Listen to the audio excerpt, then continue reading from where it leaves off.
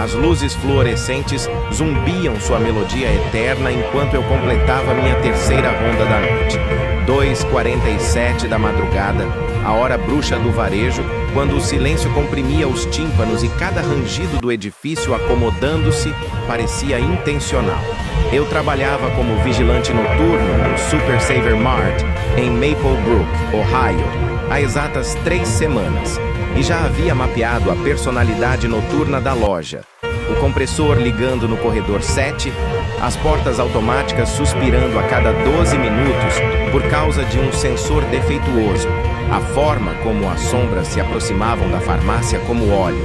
Meu nome é Eli Grant, 26 anos, ex-estudante de justiça criminal na Ohio State, até que as contas médicas do meu pai consumiram meu fundo de mensalidades e eu precisei abandonar no 3º ano.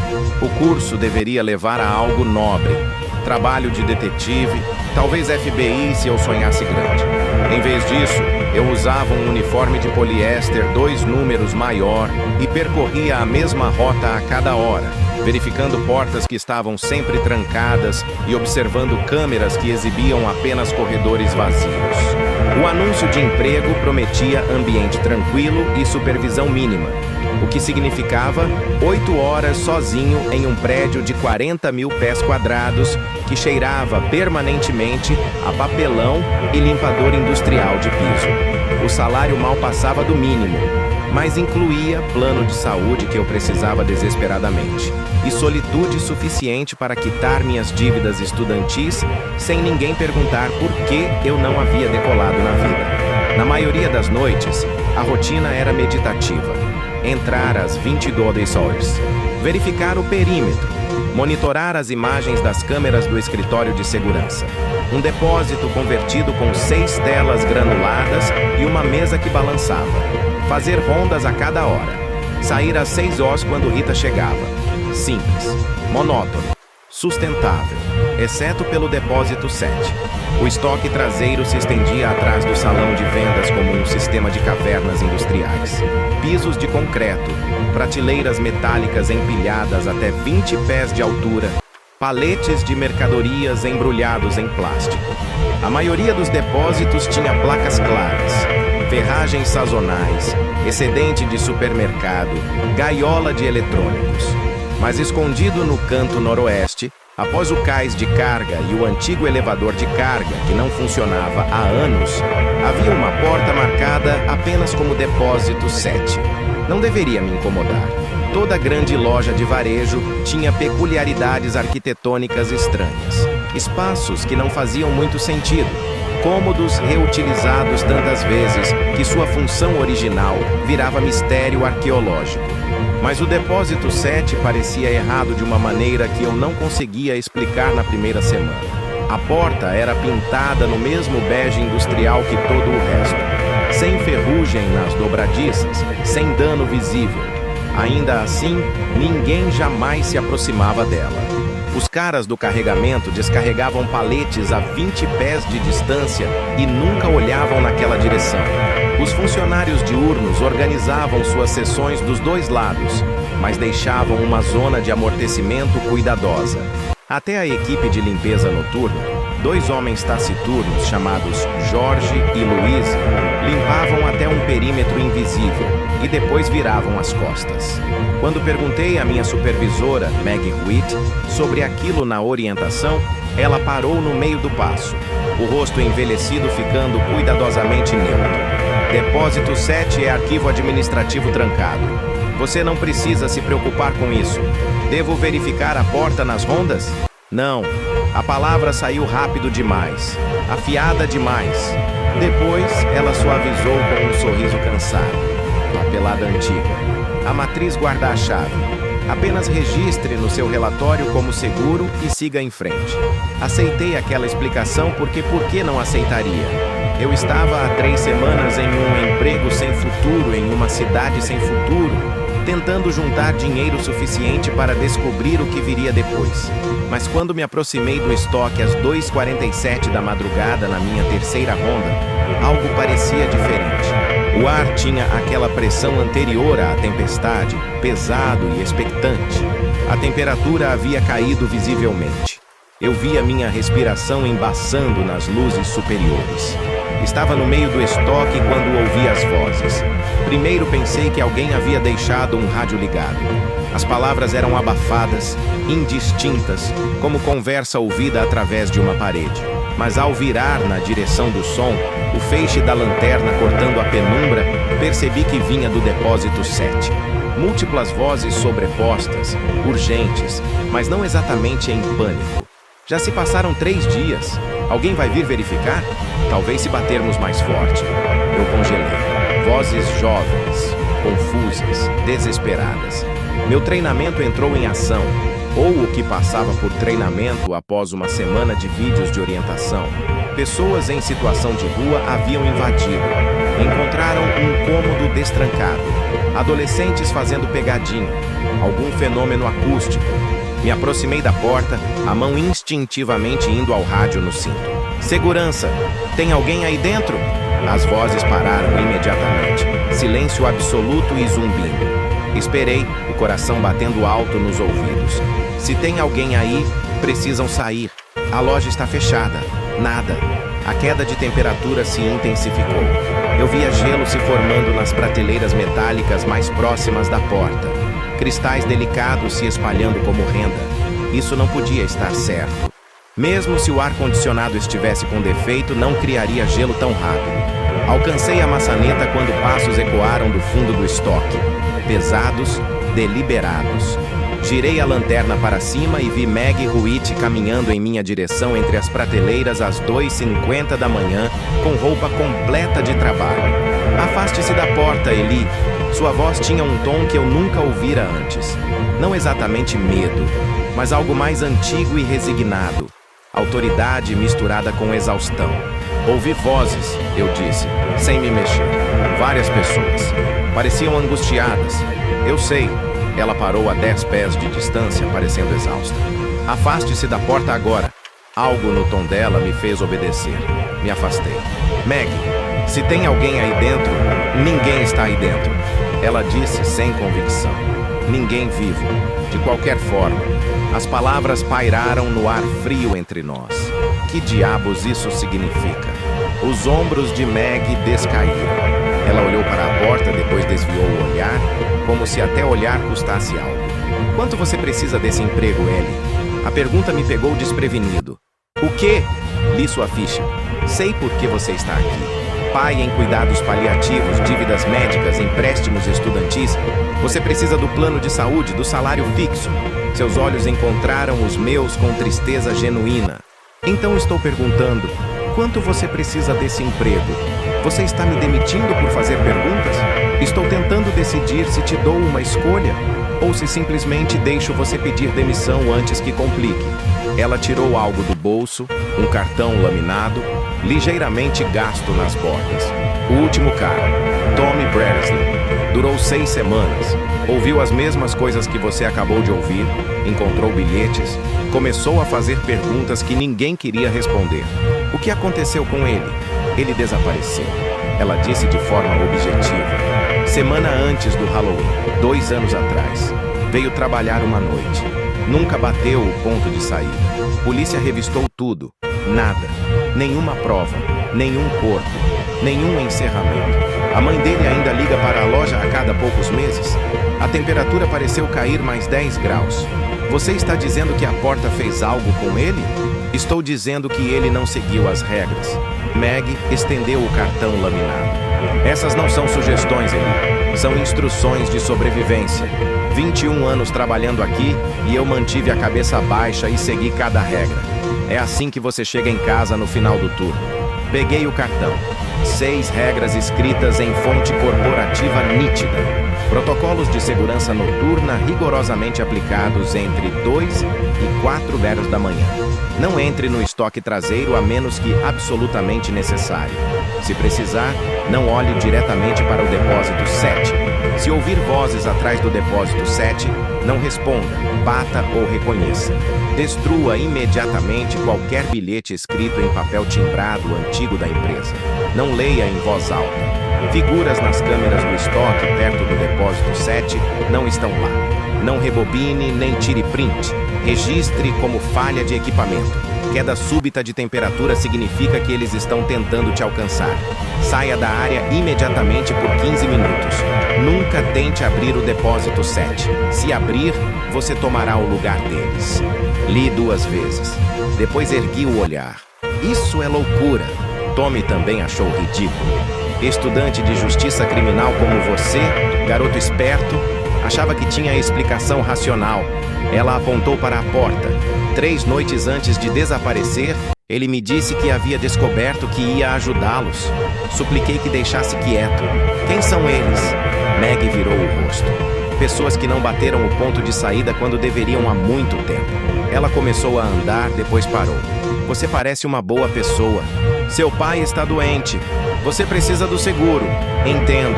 Então siga aquelas regras exatamente. Mantenha a cabeça baixa e não tente ser herói. Esse emprego não é sobre proteger a loja. É sobre se proteger do que está dentro dela. Você não pode simplesmente jogar isso em cima de mim e ir embora. Ela parou, de costas para mim. Quer respostas? Fale com Marlene Croft em Bellingham, ou Marcus Westbrook em Columbus, ou Wesley Schaffer aqui mesmo na cidade. Pergunte sobre a grande inauguração em agosto de 2003. Pergunte sobre os familiares desaparecidos que supostamente pediram demissão na primeira semana. Finalmente virou, culpa pura no rosto. Depois pergunte a si mesmo se saber a verdade vale acabar como eles ou como Tommy. Ela se afastou, os passos ecoando. Ouvi a saída de emergência abrir e fechar, o alarme misteriosamente silencioso. Fiquei sozinho, encarando o depósito 7. As vozes haviam parado, mas eu sentia algo do outro lado daquela porta. Atenção. Atenção focada, desesperada. A temperatura começou a normalizar. 2h58 da manhã. Saia da área imediatamente por 15 minutos. Voltei ao escritório de segurança e tranquei a porta. Ninguém havia mencionado vozes nas paredes ou vigilantes desaparecidos ou regras que pareciam avisos de filme de terror. A câmera 4 mostrava o canto noroeste. Depósito 7, visível.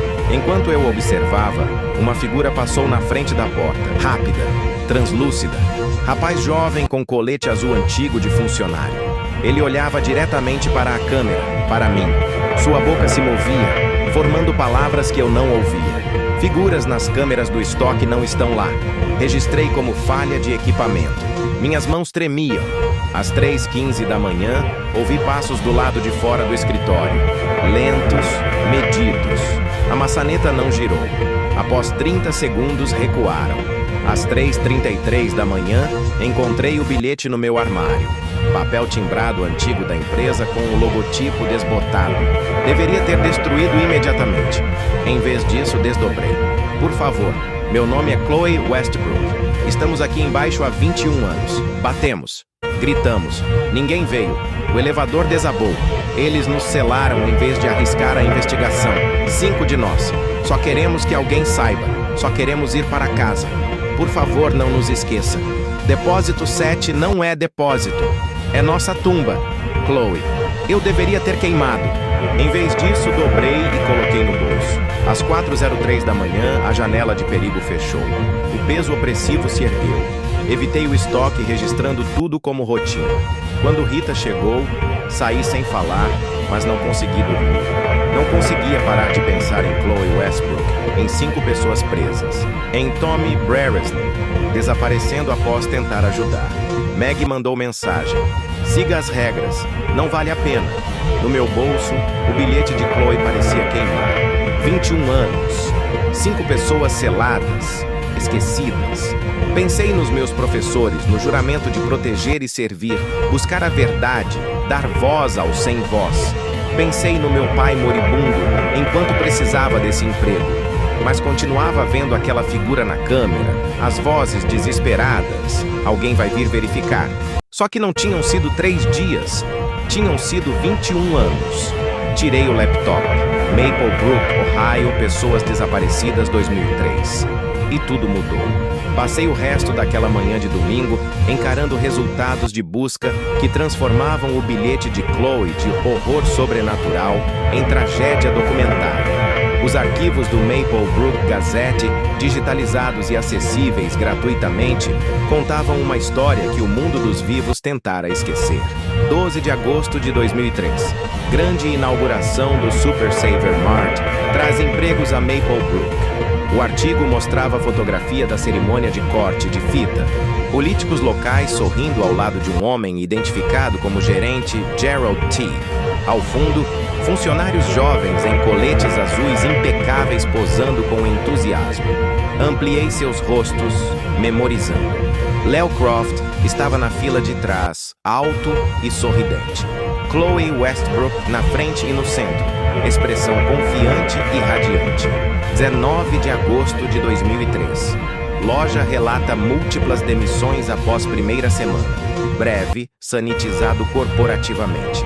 5 funcionários: Leo Croft, Chloe Westbrook, Owen Schaffer, Grant Rhodes e Kevin Vance teriam supostamente pedido demissão sem aviso. Gerência expressou decepção, mas enfatizou que isso não afetaria o atendimento ao cliente. Depois, os relatos de desaparecidos começaram em setembro e outubro. Histórias separadas, nunca conectadas. Leo Croft, 20. Visto pela última vez indo para o turno. Chloe Westbrook, 24. Desaparecida sem explicação. Owen Schaffer, 20. Não voltou para casa. Rhodes, 22. Sumiu. Kevin Vance, 25. Desaparecido. O padrão era óbvio se você olhasse, mas ninguém olhou. As matérias saíram em datas diferentes, focadas em tragédias individuais, nunca mencionando que todos trabalharam na mesma loja, desapareceram na mesma semana. Ao meio-dia, compilei uma lista de contatos familiares de redes sociais e matérias antigas. Marlene Croft ainda morava em Bellingham, a 20 milhas. Marcus Westbrook mudara para Columbus, mas mantinha página no Facebook dedicada a encontrar a irmã. Wesley Schaffer morava aqui mesmo em Maplebrook, a 4 quarteirões da loja onde o irmão mais novo desaparecera. Eu deveria ter dormido. Estava acordado há 28 horas e tinha outro turno às 22 horas, mas dormir parecia impossível com o bilhete de Chloe queimando no bolso e 5 rostos me encarando da tela do laptop. Jovens com famílias que os amavam, que passaram 21 anos se perguntando o que aconteceu. Às 14 horas, dirigi até Bellingham. A casa de Marlene Croft era um pequeno rancho com jardim meticulosamente cuidado e sinos de vento tilintando na varanda.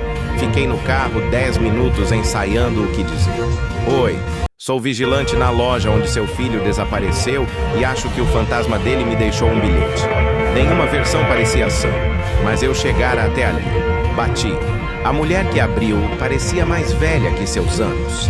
Cabelo grisalho e magra, mas os olhos tinham uma agudeza que sugeria que não perdia nada. Posso ajudar, Sra. Croft? Meu nome é Eli Grant. Trabalho no Super Saver Mart, em Maplebrook. Gostaria de falar sobre seu filho, Leo. Sua expressão se transformou. Esperança, dor e suspeita lutando pelo domínio. Você tem informações?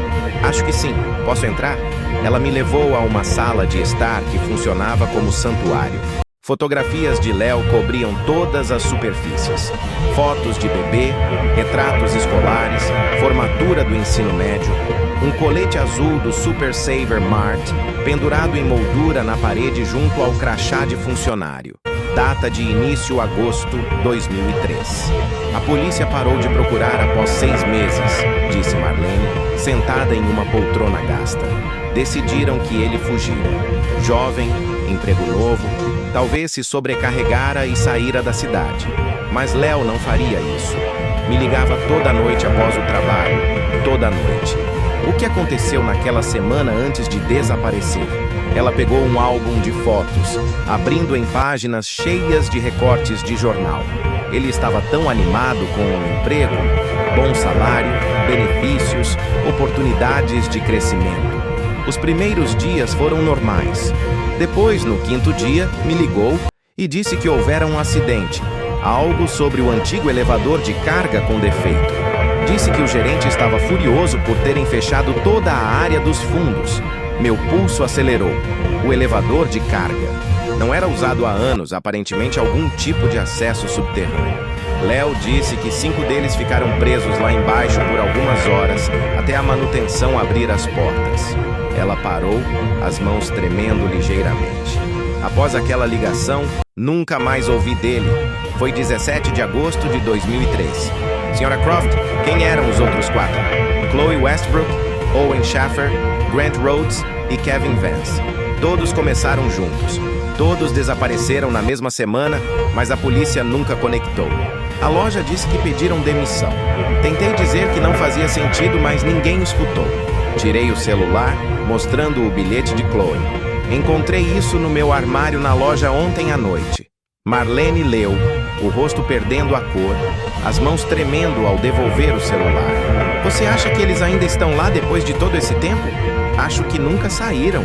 Ela se levantou de repente, indo a uma gaveta e tirando uma pasta grossa. Leve isso. Tudo que reuni em 21 anos. Relatórios policiais, matérias, minha própria investigação. Se há alguma chance de Léo estar tentando alcançar alguém, você precisa saber toda a história. A pasta era pesada com luto acumulado. Peguei com cuidado. Vou descobrir o que aconteceu. Prometo. O gerente da época, Gerald Teague, morreu há 5 anos, disse Marlene. Ataque cardíaco no escritório. Mas antes disso, o confrontei uma vez. Perguntei diretamente o que acontecera com meu filho. Ele me olhou nos olhos e disse que Léo pedira demissão, que não sabia mais nada. Sua voz endureceu. Ele mentia. Eu via. Saí de Bellingham com a pasta e uma fotografia que Marlene insistiu que eu levasse. Léo aos 20, sorrindo com colete azul no primeiro dia. Mostre às pessoas, ela disse. Faça lembrarem o nome dele. Naquela noite, encontrei Wesley Schaffer em um restaurante em Maple Brook. Ele tinha 38 anos, professor do ensino médio com o jeito quieto do irmão. Quando contei o que descobrira, ele tirou seu próprio arquivo de documentos. Owen ia começar a faculdade naquele outono, disse Wesley. Bolsa integral em ciência da computação. Pegou o emprego de verão para ganhar dinheiro extra. 3 dias depois, sumiu. Empurrou uma foto pela mesa. A polícia disse que provavelmente fugira por medo da faculdade. Owen com medo da faculdade.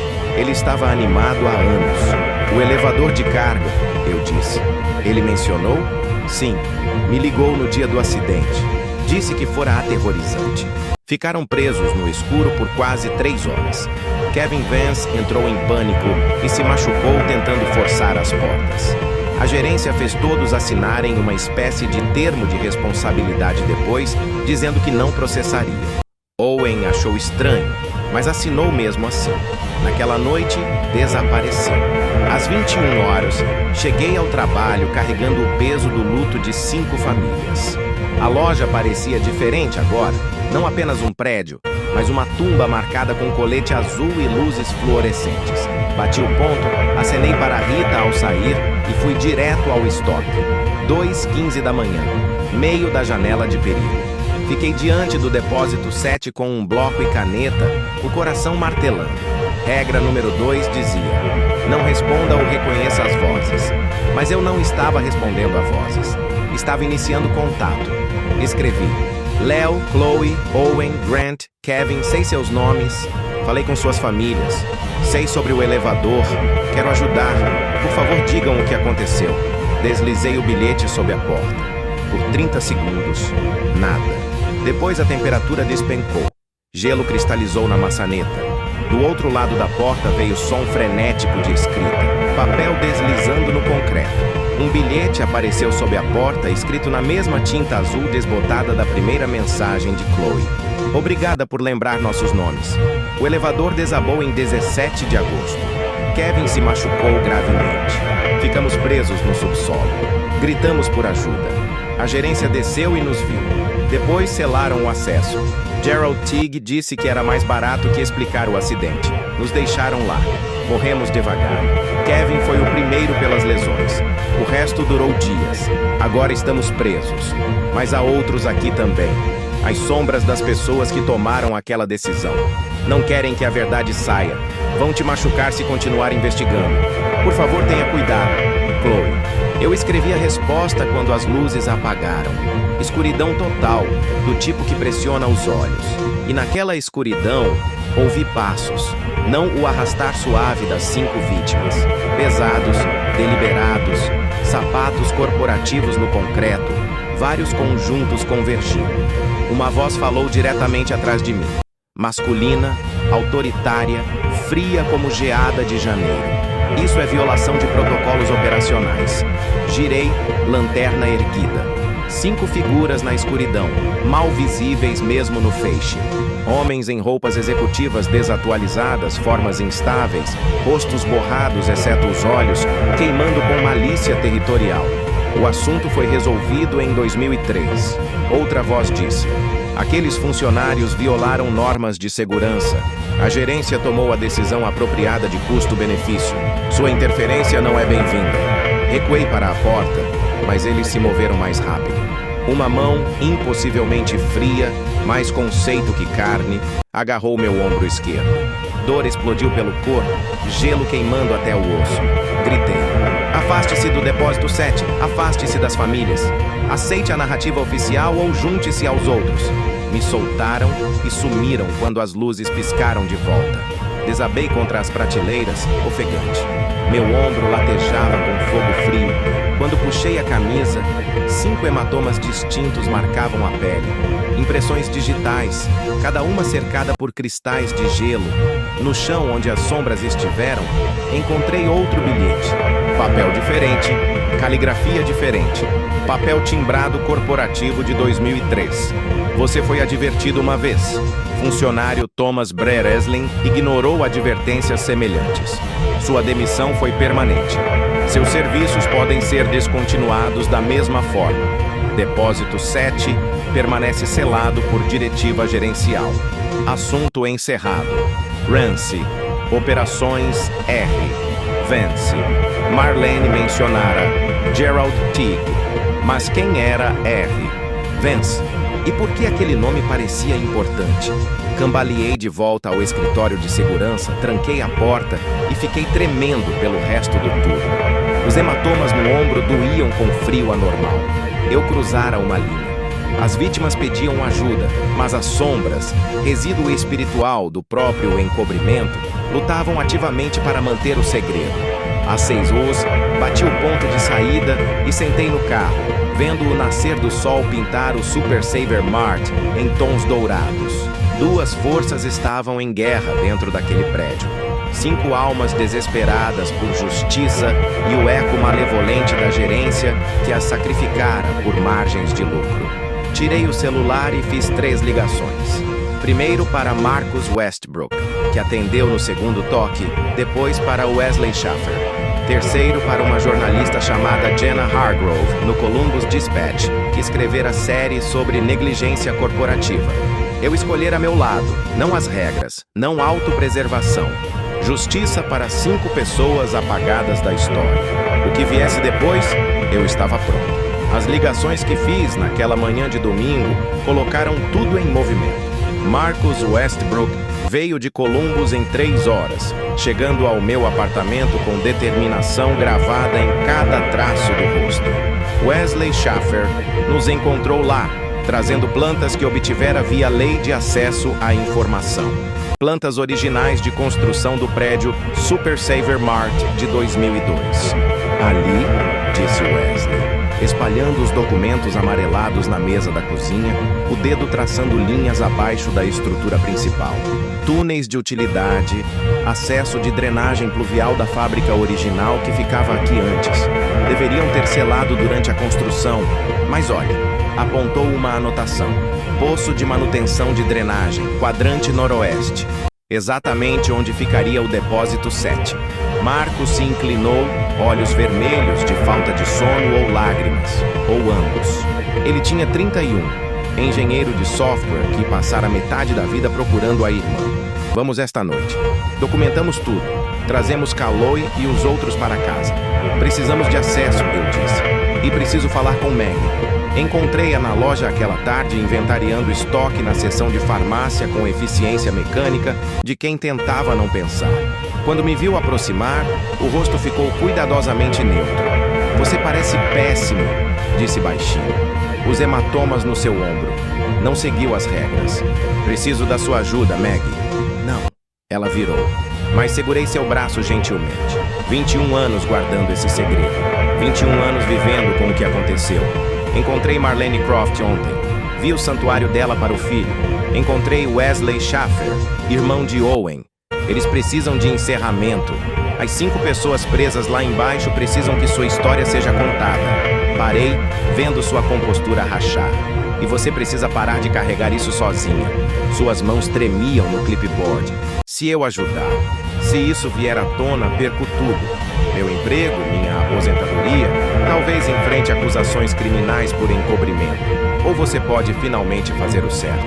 Ela ficou em silêncio por longo momento, cercada por prateleiras de remédios e curativos, soluções mundanas para feridas cotidianas. O que apodrecia abaixo daquele prédio não tinha cura tão simples. O túnel de drenagem. Ela finalmente disse. Há um ponto de acesso atrás do cais de carga. Grade antiga de tempestade, provavelmente enferrujada e fechada agora. Conecta aos corredores de utilidade sob a loja. Era como a manutenção chegava ao subsolo, incapaz de terminar, antes de selarem 5 pessoas dentro dele. Os olhos de Maggie se encheram de lágrimas. Gerald Teague tomou a decisão. Richard Vance, da matriz, apoiou. O elevador falhou catastroficamente. Kevin Vance se machucou gravemente. A responsabilidade seria enorme. Entraram em pânico. Fizeram análise de custo-benefício e decidiram que 5 funcionários de salário mínimo valiam menos que o escândalo. Sua voz quebrou. Eu estava lá. Ouvi eles tomarem a decisão. E não fiz nada. Você pode fazer algo agora. Ela tirou um molho de chaves do bolso, soltou 2 e pressionou na minha palma. Cais de carga e armário de manutenção. Os alicates de corte estão na sala de suprimentos. Mas Eli, ela apertou o meu pulso. As sombras não vão deixar você sair se encontrar prova. E os 5 que morreram não estão totalmente estáveis. 21 anos presos os mudaram. Kevin especialmente. Tenha cuidado. Naquela noite, logo após meia-noite, 3 de nós estávamos atrás do cais de carga do Super Saver Mart sob uma garoa fria de outubro. A névoa girava em torno das luzes de carga, criando halos de umidade na escuridão. Eu trouxera câmera, lanternas, alicates de corte e pé de cabra. Marcos tinha câmera de vídeo. Wesley carregava gravador digital e fotos do irmão. A grade de tempestade era exatamente onde Maggie descrevera. Tampa de ferro enferrujada embutida no concreto, marcada com avisos desbotados sobre espaços confinados e drenagem perigosa. Precisamos dos 3 e do pé de cabra para abrir. O cheiro que saiu era avassalador. Água estagnada, ferrugem, decomposição e algo mais. Algo que fora selado longe do ar e da luz por mais de 2 décadas. Jesus! Sussurrou Marcos, cobrindo o nariz. Desci primeiro pela escada metálica fixada na parede de concreto do poço. Cada degrau escorregadio com umidade e corrosão. O feixe da lanterna revelou o túnel abaixo, revestido de tijolos, talvez 1,80 de altura, estendendo-se na escuridão em ambas direções. Água pingava por canal central, paredes chorando condensação. Wesley desceu depois, então Marcos. Ficamos naquele espaço claustrofóbico, nossa respiração embaçando, e senti o peso do prédio pressionando acima. Em algum lugar nesses túneis estava a verdade enterrada com 5 jovens. Noroeste, disse Wesley, consultando bússola no celular. Naquela direção. Caminhamos em fila única pelo túnel, passos ecoando molhados. As paredes de tijolo eram antigas, anteriores à loja por décadas. Fora parte da infraestrutura da fábrica original, labirinto de corredores esquecidos que a construção moderna simplesmente cobrira em vez de demolir. Após o que pareceu eternidade, mas provavelmente só 5 minutos, chegamos a uma junção. 4 túneis se ramificavam. E ali, na passagem noroeste, uma parede que não combinava com as outras. Concreto mais novo, profissionalmente derramado, selando completamente o que fora a continuação do túnel. É aqui, eu disse. Atrás dessa parede está o subsolo. Marcos passou as mãos pelo concreto. É sólido. Não conseguimos quebrar. Mas Wesley examinava as bordas. Espera, olhe aqui. Onde a parede nova encontrava o tijolo antigo, havia uma fresta. Não grande, talvez 15 centímetros, mas suficiente. Suficiente para ver. Suficiente para a câmera. Ajoelhei, apontando lanterna pela abertura.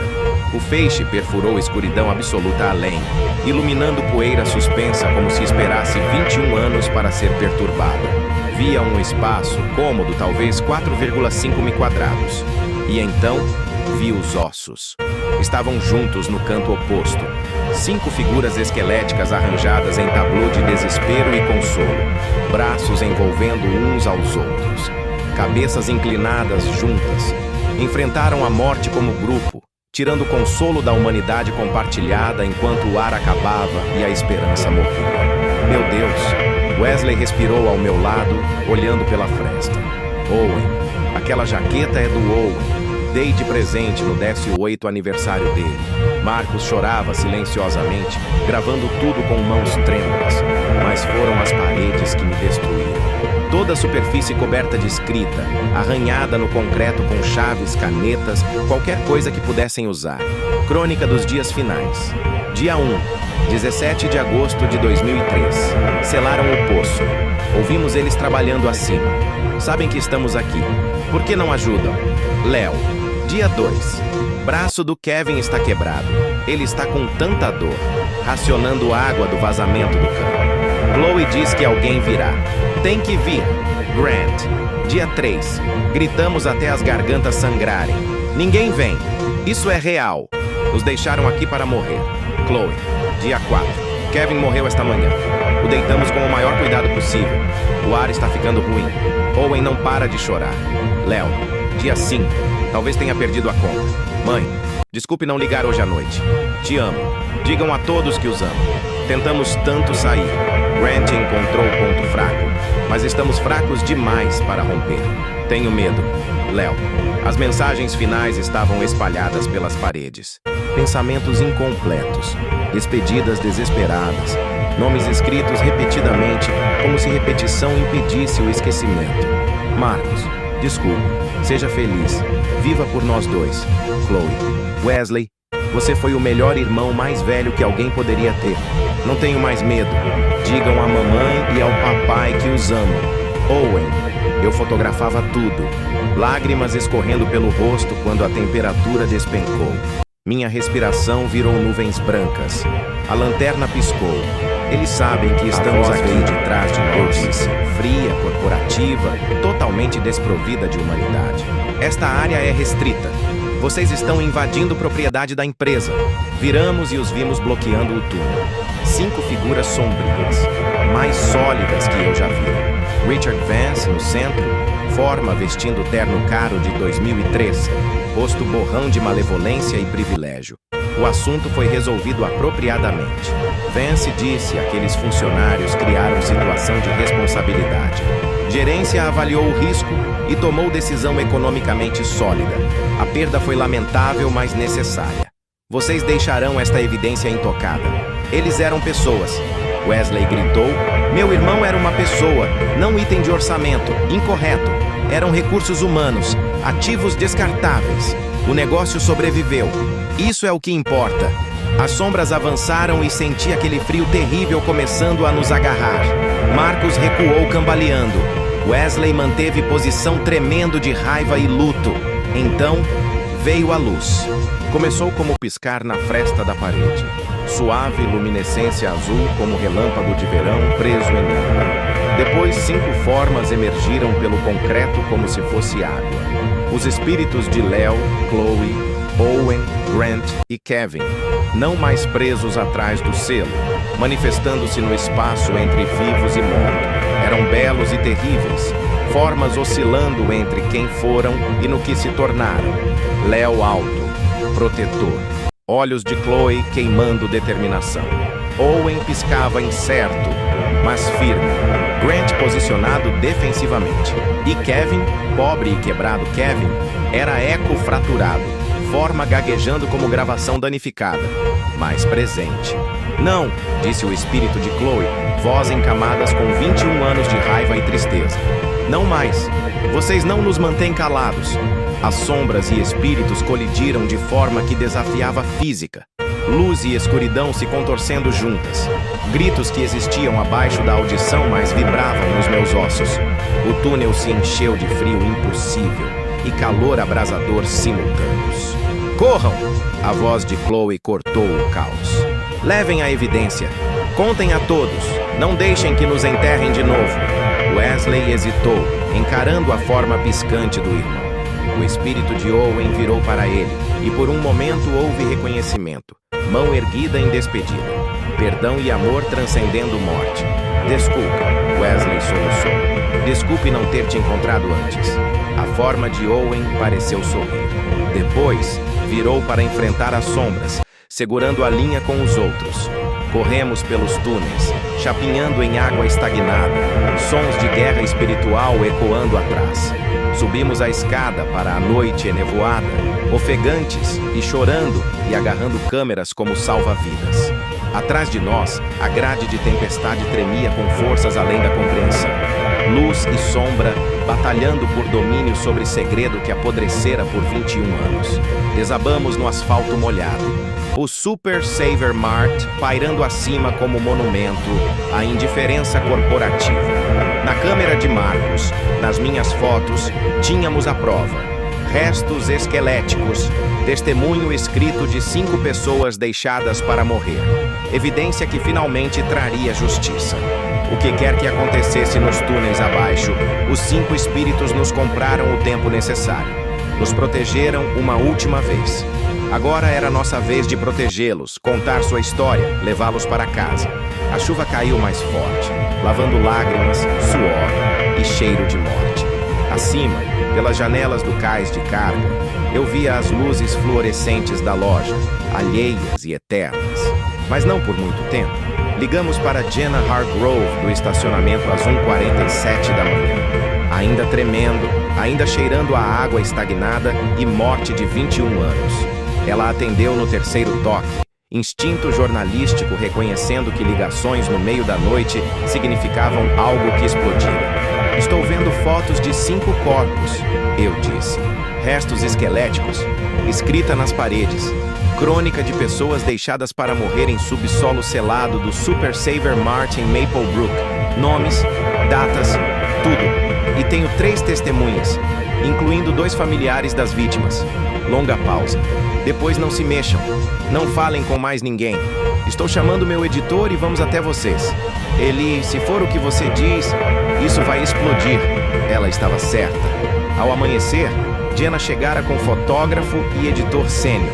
Sentamos no meu apartamento apertado, Marcos, Wesley e eu, parecendo que saíramos de uma cova. O que de certa forma saímos e explicamos tudo. Fotos, vídeo, escritas nas paredes, documentação de 21 anos de Marlene Croft, plantas foia de Wesley, chaves de Maggie ainda no meu bolso, prova física de ajuda interna. O Columbus Dispatch publicou a matéria na terça-feira com manchete que parou o trânsito. 5 corpos encontrados selados em subsolo de loja em Maple Brook. Encobrimento exposto. Na tarde de terça, era notícia nacional. A mídia desceu sobre Maple Brook como praga bíblica. Caminhões de satélite enfileirados na rua principal. Repórteres acampados fora do Super Saver Mart, fora das casas das famílias, fora do meu prédio. A história tinha tudo.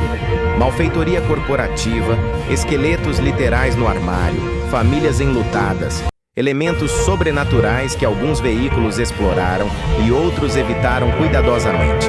A matriz do Super Saver Mart emitiu comunicado na terça à noite. Negação, choque, promessas de plena cooperação com autoridades, pensamentos e orações para famílias afetadas. Linguagem cuidadosamente elaborada de gerenciamento de crise de RP. Mas na manhã de quarta, a Polícia Estadual chegou com radar de penetração no solo. Engenheiros estruturais e antropólogos forenses. Cercaram a loja inteira. E quando romperam o subsolo selado, cortando o piso do depósito 7 com serras de concreto e marteletes, Encontraram exatamente o que documentáramos. 5 conjuntos de restos, escritas nas paredes, garrafas d'água vazias de vazamento de cano, marcas de arranhões no poço selado, onde mãos desesperadas tentaram rasgar concreto. Identificação confirmada por registros dentários e DNA. Leo Croft, Chloe Westbrook, Owen Schaffer, Grant Rhodes e Kevin Vance.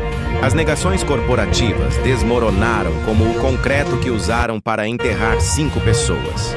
Na quinta, e-mails arquivados surgiram, vazados por alguém com consciência, mostrando que a gerência sabia da solução de contenção para o incidente de responsabilidade.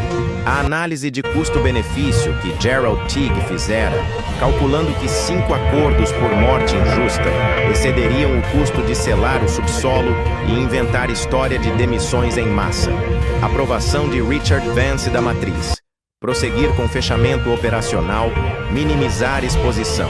Os processos começaram na sexta, não só das famílias, mas de ex-funcionários vindo à tona com suas próprias histórias de negligência da empresa, quase acidentes e acidentes encobertos. O Procurador-Geral de Ohio anunciou investigação criminal por homicídio corporativo. Maggie Witt se entregou à polícia no sábado, uma semana após sairmos daqueles túneis. Assisti à cobertura na TV do meu sofá, ela subindo os degraus do tribunal, cabelo grisalho e cansado, finalmente aliviado. Deu confissão completa, cooperou totalmente e o promotor, vendo mulher que carregara culpa por 21 anos e finalmente fizera o certo, ofereceu imunidade em troca de testemunho contra os executivos que tomaram as decisões reais. Durante tudo isso, as famílias permaneceram firmes. Marlene Croft deu entrevistas diante do santuário a Leo, voz firme ao falar o nome dele para cada câmera. Marcus Westbrook virou o rosto público das vítimas, articulado e implacável na demanda por justiça. Wesley Schaffer, irmão quieto do igualmente quieto Owen, falou em coletivas sobre o irmão que só queria ganhar dinheiro para a faculdade. Recusaram toda a oferta de NDA, recusaram todo acordo que viesse com silêncio. Queriam a verdade contada, os nomes lembrados, a história ouvida. Os funerais vieram em novembro, mês cinzento apropriado para despedir de pessoas que estavam mortas há 21 anos, mas só agora voltavam para casa. Compareci a todos os 5. O de Leo Croft foi em Bellingham, na mesma igreja onde fora batizado. O santuário lotado. Amigos do ensino médio agora perto da meia-idade. Professores que lembravam seu sorriso. Vizinhos que viram o santuário de Marlene crescer. Sentei no fundo, sentindo-me intruso no luto privado. Mas Marlene insistira. Me abraçou antes do serviço, corpo magro surpreendentemente forte. Você o trouxe para casa, sussurrou. Obrigada por trazer meu menino para casa. O funeral de Chloe Westbrook em Columbus teve lotação esgotada. Marcos falou, voz quebrando só uma vez, ao descrever irmã determinada a fazer algo da vida, que pegara aquele emprego de verão com tanto otimismo. Ela nunca pediu demissão, disse, olhando diretamente para representantes corporativos que apareceram por imagem. Eles a mataram. Lembrem disso. Ela nunca pediu demissão. Assassinaram ela. Owen Schaffer foi sepultado no cemitério mais antigo de Maple Brook, sob carvalho que escalara criança. Wesley colocou carta de aceitação em ciência da computação no caixão. Ele ia mudar o mundo. Wesley disse simplesmente. A pequena reunião, o mais privado dos serviços, pareceu íntimo, apropriado para quem fora quieto em vida. O serviço de Grant Rhodes foi em centro comunitário, projetando fotos nas paredes de jovem que amava consertar coisas, que passara dias finais tentando encontrar saída para os amigos. Seu pai, que nunca conhecera antes daquele dia, apertou minha mão com força de ferro. Ele não morreu sozinho, disse. Isso é algo. Eles tinham uns aos outros. O funeral de Kevin Vance foi o mais difícil. Era o mais velho dos 5, 25. Com noiva que passara 2 décadas sem saber se ele a deixara ou se algo terrível acontecera. Nunca seguira em frente, nunca casara, nunca parara de esperar. No do serviço, colocou o anel de noivado no caixão, o que ele dera e que ela usara em corrente no pescoço por 21 anos. Agora podemos descansar, disse.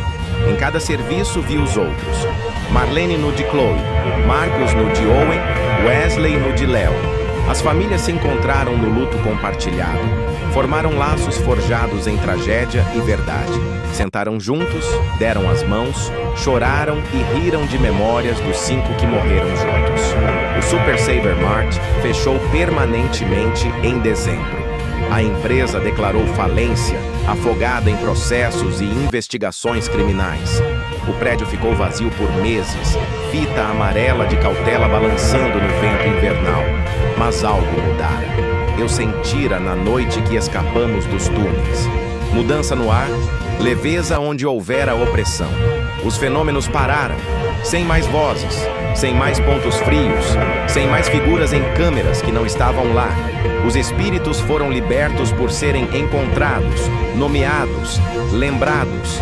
As sombras também desbotaram. Com a verdade exposta, seu poder de impor silêncio quebraram. Malevolência corporativa não sobrevive à luz do sol. Em fevereiro, nova empresa comprou a propriedade. Esvaziaram o interior, reestruturaram, reformaram, mas mantiveram uma coisa. Na sala de descanso, onde funcionários batem ponto, instalaram placa memorial de bronze escovado, gravada profissionalmente, impossível ignorar. Em memória, Léo Croft, 20 anos, Chloe Westbrook, 24 anos, Owen Schaffer, 20 anos, Grant Rhodes, 22 anos, Kevin Vance, 25 anos. Eles nunca pediram demissão. Nunca tiveram permissão para sair. Nós lembramos. Fui contratado pela nova empresa, Midwest Regional Grocers. Familiar. Reputação de tratar funcionários como seres humanos em vez de ativos descartáveis. Precisavam de segurança noturna e minha história, em vez de ser responsabilidade, me tornara alguém que entendia o peso de proteger pessoas. Meu primeiro turno de volta no prédio foi em março, 6 meses após tudo começar. A loja parecia diferente, mais clara, mais aberta, sombras afastadas por melhor iluminação e gerência honesta.